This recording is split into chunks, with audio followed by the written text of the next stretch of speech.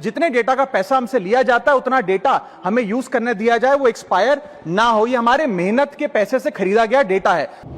सस्ता हेब mobile recharge, telecom company को केंद्र सरकार का तागिद। संसद रे राघव को गर्जन परे चिहिकी उठिला केंद्र। आपणको मोबाइल रिचार्ज पाई आउ एबे टेंशन रहिबो नाही। आउ 28 दिन पाई भी आपणको रिचार्ज करबाकू पड़िबो नाही। तेणु आपणको टंका को आउ लुटी पारिबेनी टेलीकॉम कंपनी।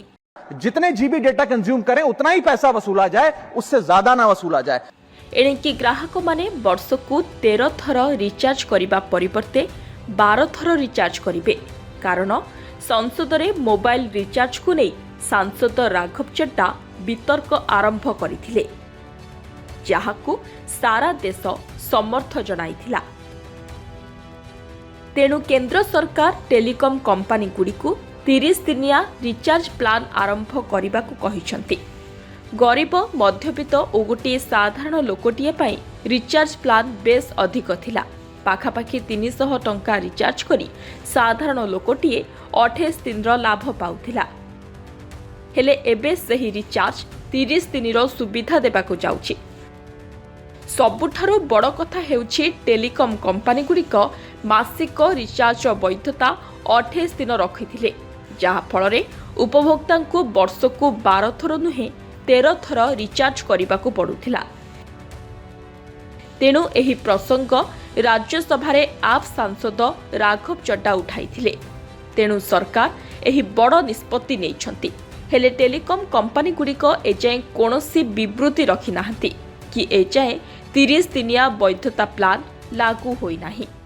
हर चीज के लिए इंटरनेट चाहिए और इसीलिए आज करोड़ों भारतीयों का जब लाखों जीबी डेटा रोज एक्सपायर हो जाता है, अनयूज्ड बचा हुआ डेटा, क्योंकि उसकी वैलिडिटी समाप्त हो गई, तो ये सवाल अब सिर्फ डेटा का नहीं है सर, ये कंज्यूमर राइट्स का सवाल बन चुका है।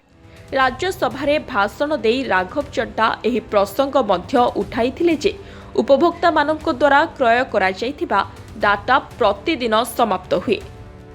उदाहरण स्वरूप जदि एक योजना 2 जीबी डाटा प्रदान करे एवं जड़े उपभोक्ता केवल 1.5 जीबी व्यवहार करते, तेबे अवशिष्ट 0.5 जीबी मध्यरात्रि परे समाप्त हुए। तेणु से दाबी करथिले जे अवशिष्ट डाटा परदिन को स्थानांतरित करा जिबा उचित, जहाद्वारा उपभोक्ता माने सेमानक टंकार पूर्ण मूल्य पाई परिबे।